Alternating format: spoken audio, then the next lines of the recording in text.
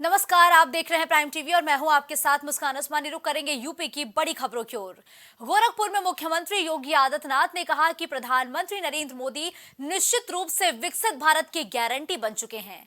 उनके 10 सालों के कार्यकाल में भारत ने विकास के साथ दुनिया में मान सम्मान को लेकर जो ऊंचाई हासिल की है वो भारत को विश्व पटल पर स्थापित करती है।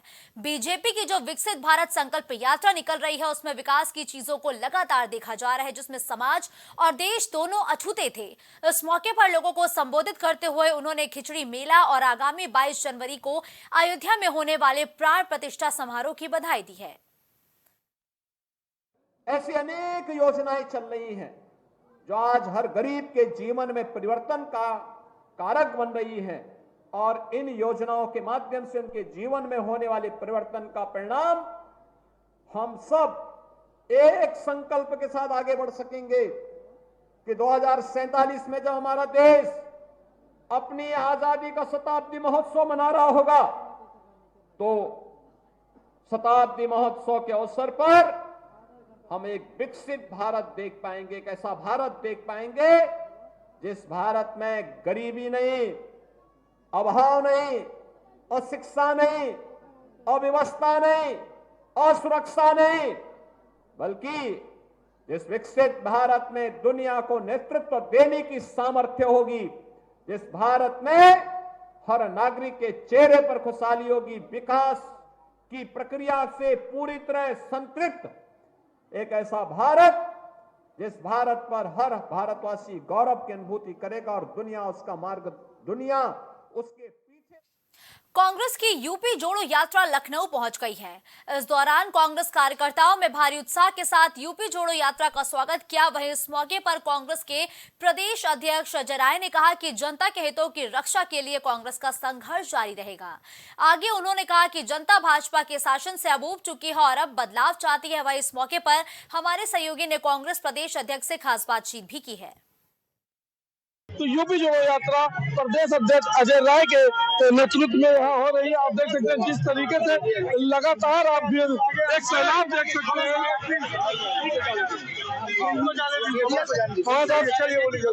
यूपी जोड़ो यात्रा में यूपी जोड़ो यात्रा निश्चित तौर से जबरदस्त समर्थन सहयोग मिल रहा है, सबका प्यार मिल रहा है। किसान, मजदूर, नौजवान, महिला, आप देखिए सब लोग पूरा समर्थन दे रहे हैं और आज पूरा हुजूम इन लखनऊ की सड़कों पर पूरा का पूरा उमड़ा हुआ है। सबका प्यार और सहयोग मिल रहा है। ये यूपी जोड़ो यात्रा से कितना लाभ मिलेगा 2024 चुनाव में? अब देखिए ये आम जनता का समर्थन प्यार मिल रहा है। मैंने अभी एक टोटो के ड्राइवर से बात किया, हमने कहा भाई कांग्रेस का समर्थन करो, कहा साहब अब नहीं करेंगे तो कब करेंगे, हमारे बच्चे हम पाल नहीं पा रहे हैं, अपने लोगों को पढ़ा नहीं पा रहे हैं बच्चों को, अब पूरा का पूरा सहयोग और समर्थन हम कांग्रेस को करेंगे, हमारा पूरा परिवार करेगा। अभी एक ड्राइवर से सीतापुर का रहने वाला था। अब लखनऊ के बाद कहाँ की शुरुआत होगी? अब लखनऊ के बाद तो अब लगातार यात्रा, अब हमारे राहुल जी की यात्रा आगे 14 तारीख से शुरू होने वाली है और पूरी तैयारी हम लोग उसकी करेंगे। पूर्वांचल से उसकी शुरुआत होगी यहाँ पे यूपी में और हम सब लोग पूरी ताकत के साथ आप देखना 2024 में भारतीय जनता पार्टी को उखाड़ कर फेंकेंगे। ये थे हमारे साथ प्रदेश अध्यक्ष अजय राय जी। जिस तरीके से साफ तौर पर इनका कहना है कि अभी यूपी जोड़ो यात्रा 2024 चुनाव में जिस तरीके से यूपी जोड़ो यात्रा 2024 में इसका पूरा लाभ मिलेगा। यूपी जोड़ो यात्रा को लेकर किस तरीके से आप देख रहे हैं 2024 में? देखिए, एक जनता के बीच से एक बराबर आवाज आ रही है कि समाज में थोड़ा सा बिखराव की तरफ ले जाने की कोशिश हो रही है। नफरत जो है बढ़ रही है, लोगों का संवाद होने नहीं दिया जा रहा है। रोजगार के लिए नौजवान व्याकुल है, बेचैन है, परेशान है। किसानों को उनकी फसल का उचित मूल्य नहीं मिल रहा है। इस तरह से तमाम ऐसे मसले हैं जिनमें लेकर के अवाम लाइन में लगा हुआ है। इन्हीं सब बातों को लेकर के कांग्रेस ने एक जागरूकता अभियान चला करके यात्रा चालू की है। उसी के बीच में हम लोग आज ये समापन की ओर जा रहे हैं। यूपी जोड़ो यात्रा क्या आप पूर्वांचल में भी जाएगी? अभी तो राहुल जी की बड़ी यात्रा एक चालू हो रही है जो कि मणिपुर से लेकर के पूर्वांचल से ही पश्चिम उत्तर प्रदेश को कवर करती हुई जाएगी। और अगर इसके बावजूद भी कहीं पर कोई यात्रा या कोई भी जन जागरण की जरूरत पड़ेगी तो कांग्रेस का कार्यकर्ता कमर कस के तैयार है, पूरी मुस्तैदी के साथ मुकाबला करेगा और 2024 में कांग्रेस के नेतृत्व में एक मजबूत सरकार बनाएगा।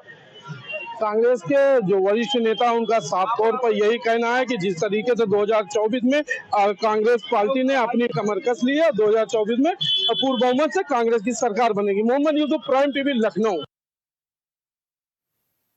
लखनऊ में यूपी की बसों में महिलाओं की सुरक्षा को देखते हुए खास पैनिक बटन लगाए जा रहे हैं, जिसको दबाते ही पुलिस सुरक्षा के लिए पहुंच जाएगी। अब तक ऐसी सुविधा 4000 रोडवेज बसों में दी जा चुकी है। यूपी सरकार 20 जनवरी को इस सुविधा को लॉन्च करेगी, जिसके बाद सरकार 3000 और रोडवेज बसों में पैनिक बटन लगाएगी। सुरक्षा को देखते हुए उत्तर प्रदेश की सरकार में परिवहन विभाग ने एक नया चलन कर दिया है। रोडवेज, जितनी उत्तर प्रदेश की रोडवेज बसें हैं उसमें पैनिक बटन लगा रहे हैं। सुरक्षा को देखते हुए एक कदम उठाया गया है, परिवहन मंत्री ने एक कदम उठाया है। जी, मैं कैमरामैन को कहूँगा कि वो पैनिक बटन दिखाएं कि ये जो लाल तरह की जल रही है ये रेड बटन, ये पैनिक, इसका नाम है पैनिक बटन, जो सुरक्षा को देखते हुए उत्तर प्रदेश की सारी रोडवेज बसों में लगाई गई हैं। और यहाँ बस में मैं मौजूद हूँ, मैं यहाँ पर पैसेंजर भी मौजूद हैं, मैं उनसे बात करूँगा कि आखिर ये जो पैनिक बटन लगाया गया है, सुरक्षा को देखते हुए लगाया गया है, तो आप इस बस में सफ़र कर रही हैं और सुरक्षा को देखते हुए पैनिक बटन लगाया गया है, तो इससे आपको क्या लगता है, किस तरह से सुरक्षा आपकी हो पाएगी?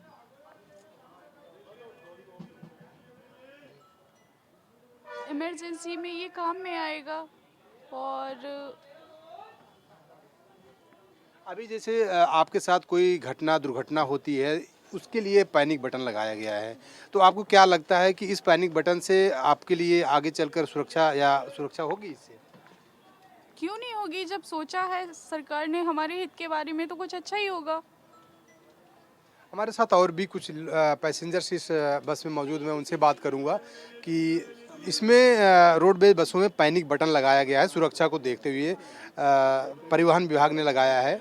तो क्या आपको लगता है कि इस पैनिक बटन से आपके लिए किस तरह की सुरक्षा हो पाएगी? मैं इसके बारे में जानना चाहूँगा कि इसका एक्चुअल यूज़ क्या है पैनिक बटन का।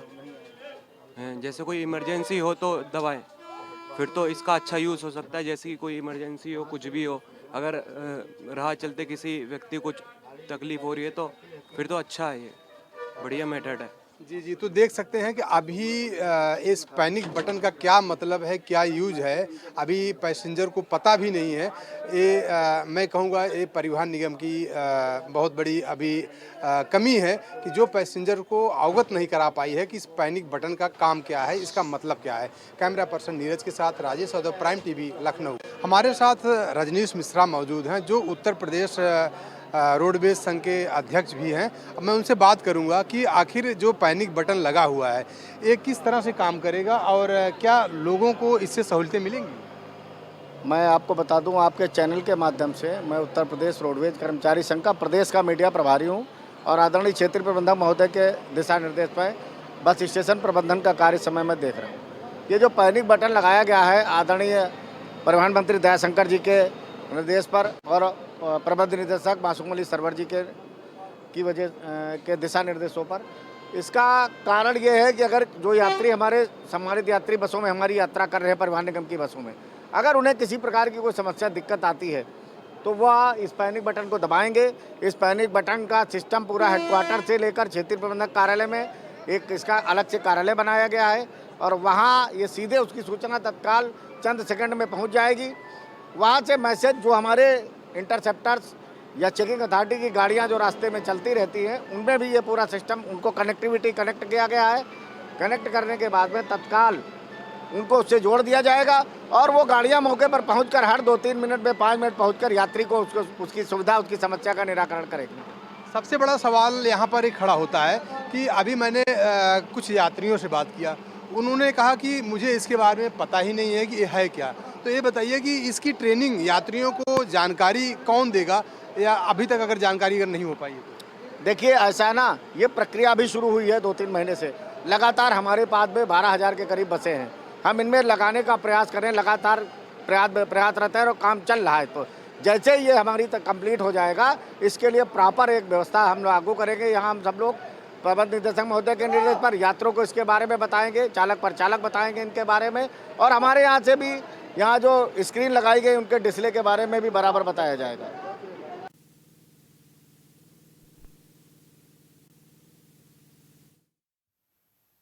अगली खबर एटा से है, जहां अचानक से एक पक्की दीवार गिर गई। दीवार के मलबे में दबने की वजह से अधेड़ की दर्दनाक मौत हो गई, जिसके बाद परिजनों में कोहराम मच गया। वहीं आनन फानन में ग्रामीणों ने पुलिस को सूचना दी और मौके पर पहुंची पुलिस ने शव को कब्जे में लेकर पोस्टमार्टम के लिए जिला मुख्यालय भेज दिया है। मौत की सूचना मिलते ही राजस्व टीम मौके पर जांच के लिए भेजी गई है। वहीं नायब तहसीलदार ने मौके पर पहुंचकर घटनास्थल का निरीक्षण किया। नायब तहसीलदार संबंधित मौके पे पहुंचे थे जो है, वहाँ पे जांच करने पे पता चला शिवराज पुत्र लक्ष्मी कृपाल की मृत्यु हो गई है। उनके घर में कोई निर्माण कार्य चल रहा था जो है, दीवार गिरने से उनकी मृत्यु हो गई है। आयु उनकी लगभग 53 वर्ष है। परिवार वालों को सांत्वना दी गई है और शव का पोस्टमार्टम कराया जा रहा है। जो भी शासन से नियमानुसार विधिक सहायता होगी उनको समय से हम लोग उपलब्ध। अगली खबर मथुरा से है, जहां थाना बलदेव के ग्राम मोहनपुर में एक बड़ी घटना देखने को मिली है। आपको बता दें कि रिटायर्ड फौजी की संदिग्ध हालत में मौत हो गई है और बताया जा रहा है कि उनकी पत्नी ने उनसे खाद और बीज लाने के लिए कहा था और वो अवेरानी चौराहे पर खाद लेने गए थे, लेकिन इस दौरान अवेरानी चौराहे पर उनकी संदिग्ध हालत में मौत हो गई है और वहां से इस बात की जानकारी पुलिस ने उनके परिजनों को दी है। ऐसा है, ये सवेरे के निकले थे घर से 8-9 बजे की लगभग कि भाभी बोली कि तुम खाद ले आओ, तो इन्हें 5,000 रुपये निकाले थे बैंक से और जन ATM से निकाले के और जन अंगूठा लगा के निकाले। तो हमने तो ये सोची कि शाम तक आ ही जाएंगे, कहीं ना कहीं बैठे होंगे आदमी। तो शाम को 9 साढ़े 9 बजे में ड्यूटी से आया। ड्यूटी यहाँ देखे हम थाने से फ़ोन गया कि तुम्हारे भाई हैं कोई सुखपाल सिंह फौजी। मैंने कहा साहब है तो हैं। तो एक बच्चा है हमारा दाऊदी में कारखाना करता है, तो उसके पे व्हाट्सएप पे फ़ोटो डाला। मेरे गांव में एक झगड़ा सा हो गया, वो गांव वाले वहाँ हॉस्पिटल गए थे, तो उन्होंने कही कि लाला तेरे ताऊ हैं ये। तब उस लड़के ने सूचना करी। अच्छा, फिर पुलिस वाले वहाँ 100 नंबर वाले। तो क्या लगता है इनकी कैसे मौत हुई होगी? अब इनका ये तो मालूम, ये तो पोस्टमार्टम से मालूम चलेगी कि किस कारण। आपको क्या शंका लग रही है, हत्या की गई है कि नहीं, किसी की हम नहीं, तो कोई चोट ही नहीं है तो हत्या का तो इसके हमें तो अटैक का सही साफ दिख रहा है। देखो हम किसी को बेचारे को नाश की सामान, किसी को हम जो कहते हैं कि किसी ने मार दिया कि कुछ कर। अगली खबर रायबरेली से है, जहां संदिग्ध हालत में महिला ने फांसी लगाकर जान दे दी है। महिला की मौत से परिवार में कोहराम मचा हुआ है। वही सूचना पाकर मौके पर पहुंची पुलिस ने शव को पोस्टमार्टम के लिए भेज दिया है। मामला शिवगढ़ थाना क्षेत्र के कुटवा गांव का बताया जा रहा है। अगली खबर मथुरा से है, जहां उस समय हड़कंप मच गया जब एक छात्रा की संदिग्ध हालत में मौत हो गई है। कोतवाली इलाके के BSA चौकी क्षेत्र में घर के कमरे में हिमाचल की रहने वाली छात्रा शालिनी महाजन का शव फंदे से लटका मिला है। मामला BSA इंजीनियर कॉलेज के गेट के सामने पहलवान मार्केट का बताया जा रहा है। वहीं मौके पर पहुंची पुलिस मामले की जांच में जुट गई है।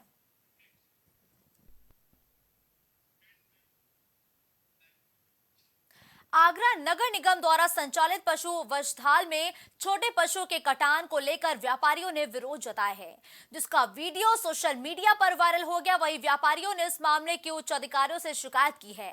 व्यापारियों ने नगर निगम के पशु चिकित्सा अधिकारी पर गंभीर आरोप लगाते हुए कहा कि पशु चिकित्सा अधिकारी और ठेकेदार की मिलीभगत से नगर निगम के राजस्व को करोड़ों की नुकसान हो रहा है। तो पशु चिकित्सा अधिकारी पर गंभीर आरोप व्यापारियों ने लगाए हैं। इस दौरान व्यापारियों में जमकर रोष देखने को मिला। व्यापारी प्रदर्शन करते हुए भी नजर आए और साफ तौर पर नगर निगम के साथ ही अधिकारियों पर भी ये बड़े आरोप लगाए गए हैं, जिसको लेकर व्यापारियों में नाराजगी देखने को मिली है।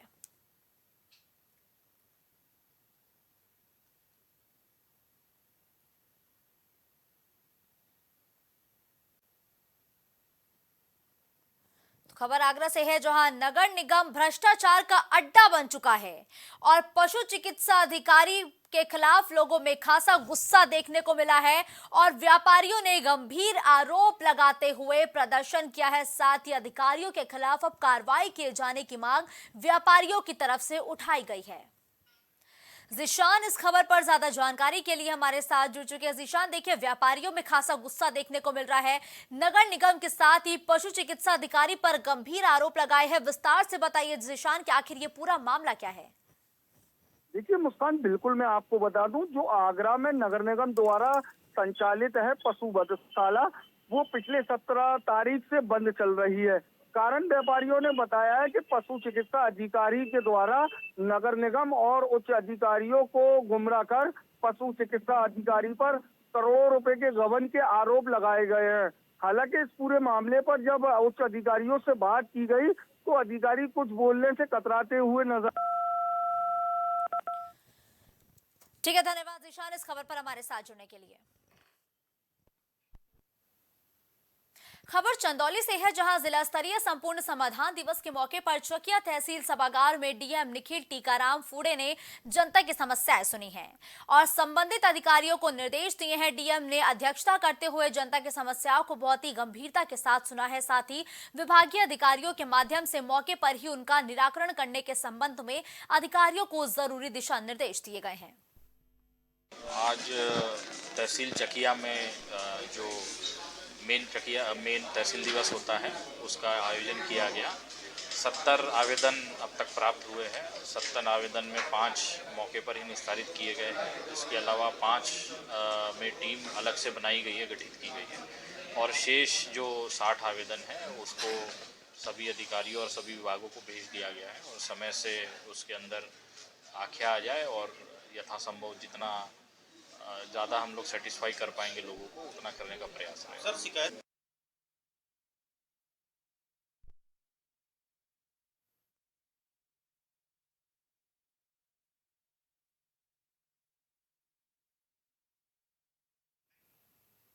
बाराबंकी में श्री राम जन्मभूमि तीर्थ क्षेत्र की ओर से भेजे गए पूजित अक्षत टिकैत नगर के श्री मोल्हे शाह राम जानकी मंदिर पहुंचे। पूजित अक्षत की कलश यात्रा भी मोल्हे शाह राम जानकी मंदिर से नगर के सभी प्रमुख मार्गों से होते हुए मंदिर पर जाकर खत्म हुई है, जिसमें कई जगह पर हजारों की संख्या में लोगों ने पूजित अक्षत का स्वागत किया। इस दौरान राज्य मंत्री सतीश चंद्र शर्मा और अध्यक्ष जगदीश गुप्ता समेत सैकड़ों राम भक्त मौजूद रहे। नगर में आज राम जन्मभूमि में पूजित अक्षत की शोभा यात्रा निकाली गई है। उसमें हमारे नगर वासियों ने बढ़ चढ़ निकाली है। आइए हमारे साथ नगर पंचायत के चेयरमैन जगदीश गुप्ता है, आइए जानते हैं क्या संघर्ष से कैसे पूजित अक्षत की शोभा यात्रा निकाली जा रही है। आप सब जानते हैं कि 550 साल से सनातन धर्म संघर्ष कर रहा था और आज हम सबका सौभाग्य कि हम ऐसे युग में हैं और सारी चीजें देख रहे हैं। भव्य मंदिर, दिव्य मंदिर प्रभु श्री राम का गगन चुकता मंदिर बन गया है। 22 तारीख को इस देश के यशस्वी प्रधानमंत्री जननायक मोदी जी आकर के प्रभु श्री राम को विराजमान करने वाले हैं। उसी के उपलक्ष्य में पूरे देश में पूजित अक्षत कलश यात्रा निकल रही है। आज उसी संदर्भ में टिकैत नगर में विशाल शोभा यात्रा सनातन धर्म के सभी नर नारी निकल करके पूरे हर्षोल्लास के साथ इस उत्सव को मना रहे हैं। निकाला गया है। प्राइम टीवी के लिए लक्ष्मण तिवारी, बाराबंकी। राष्ट्रीय जन उद्योग व्यापार संगठन के तहत चित्रकूट में 2 दिवसीय प्रांतीय व्यापारी महाकुंभ का आगाज हुआ है। इस महाकुंभ में देश समेत प्रदेश के कई अधिकारी मौजूद रहे और जिन्होंने बढ़ चढ़कर हिस्सा लिया। इस दौरान खुदरा व्यापारियों को डिजिटल व्यापार में जो समस्याएं सामने आ रही हैं उनसे सरकार को अवगत भी कराया गया है। चाहे जब कोरोना काल रहा, लोगों को अन्न भोजन हर जिले की टीम ने यथास्थित संभव मदद करने का काम किया। चाहे लोगों की एक्सीडेंट हो गई हो तो लोगों की आर्थिक मदद करने का काम, या किसी के यहाँ आगजनी हो गई हो तो उस परिवार को भी कुछ ना कुछ जहाँ तक संगठन मदद कर सकता है उस परिवार की मदद करने का काम किया है। आज राष्ट्रीय जन उद्योग व्यापार संगठन के द्वारा प्रांतीय व्यापारी महाकुंभ, और कुंभ का मतलब होता है जहाँ पर कुछ जब मथने से कुछ निकलता है। इस आज जो मंथन चल रहा है उसका मैं समझता हूँ प्रदेश में जो देश के लगभग 11 करोड़ MSME, क्योंकि पहले जो लघु उद्योग थे, कुटीर उद्योग थे, उसके बाद भारत सरकार ने एमएसएमई के अंदर देश की जो रिटेल ट्रेड है उनको जोड़ने का काम किया है। लेकिन रिटेल ट्रेड में जोड़ तो दिया, लेकिन उन व्यापारियों को ना तो कोई जैसे लोन की सुविधा है जिस तरह से मिलनी चाहिए उस तरह से वो सुविधाएं नहीं मिल पा रही हैं। और साथ में रिटेल ट्रेड को सबसे बड़ी दिक्कत आज वर्तमान में ई कॉमर्स से है। ई कॉमर्स का व्यापार जिस तरह से खुदरा व्यापार को खत्म कर रहा है, उस खुदरा व्यापार के लिए राष्ट्रीय जन उद्योग व्यापार संगठन जब तक खुदरा व्यापार बच नहीं जाता है या उसके लिए ऑनलाइन ट्रेडिंग पर अतिरिक्त टैक्स लग नहीं जाता, तब तक राष्ट्रीय जन उद्योग व्यापार संगठन न तो हम चैन की नींद सोएंगे, न इन ऑनलाइन ट्रेडिंग कंपनियां जो विदेशी कंपनियां हैं उनको चैन की नींद सोने देंगे। आज राष्ट्रीय जन उद्योग व्यापार संगठन द्वारा चित्रकूट धाम में प्रांतीय व्यापारी महाकुंभ का आगाज हो गया है।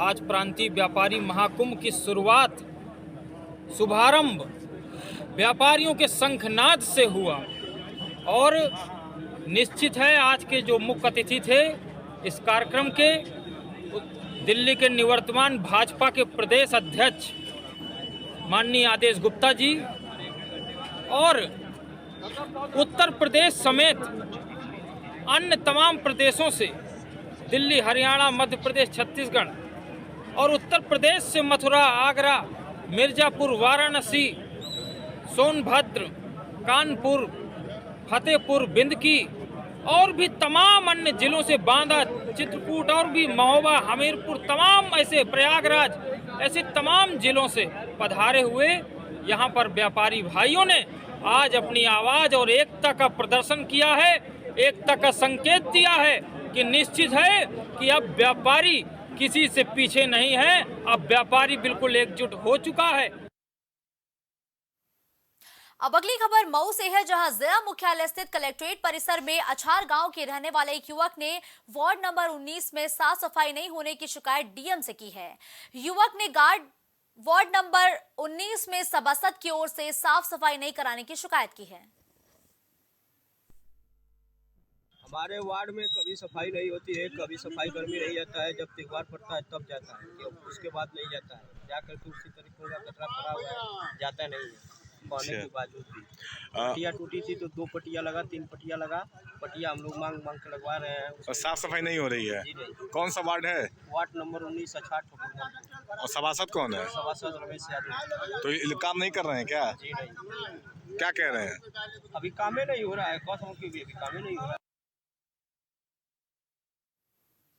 खबर प्रयागराज से है, जहां सिविल लाइंस स्थित राम मंदिर में महिलाओं ने भगवान राम का राज्याभिषेक किया है।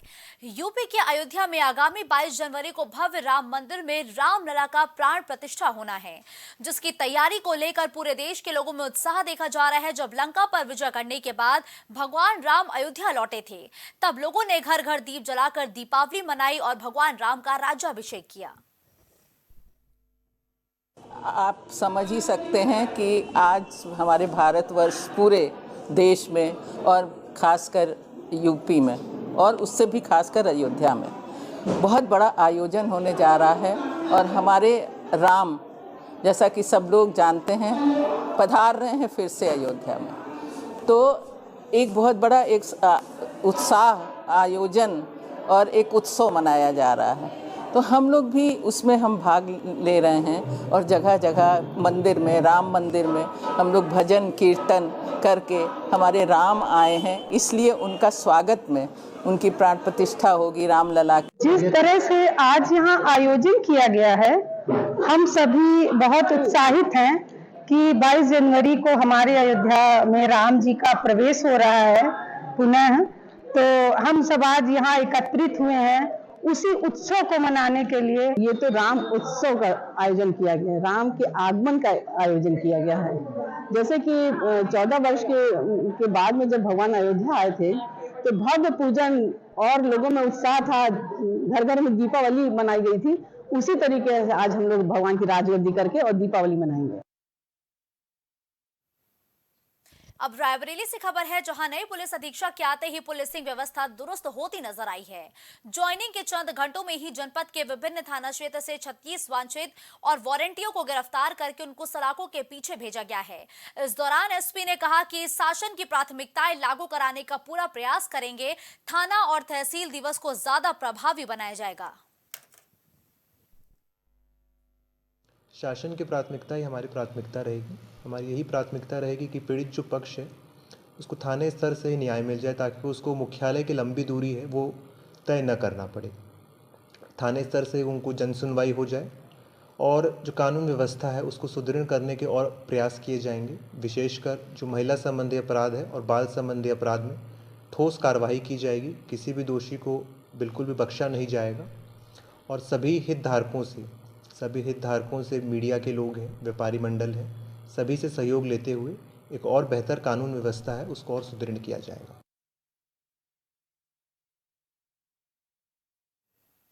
खबरों का सिलसिला यूं ही जारी रहेगा। देश और दुनिया की तमाम बड़ी खबरों के लिए आप देखते रहिए प्राइम टीवी।